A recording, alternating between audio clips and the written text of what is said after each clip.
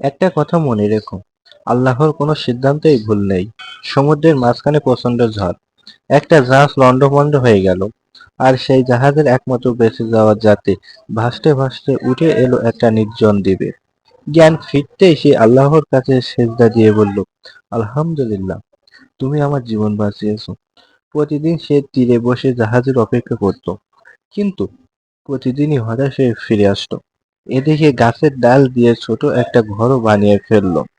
একদিন খাবার আনতে গেল বনে, ফিরে এসে দেখে তার ঘরটা পুড়ে ছাই হয়ে গেছে, ধোঁয়ায় আকাশ কালো। সে ভেঙে পড়ে চিৎকার করে বলল, হায় আল্লাহ, এটাই কি আমার ভাগ্যে ছিল? পরের দিন সকালে জাহাজের সাইলেন্ট শুনে ঘুম ভাঙলো। জাহাজ এগিয়ে আসছে, শুধু তাকে উদ্ধার করতে।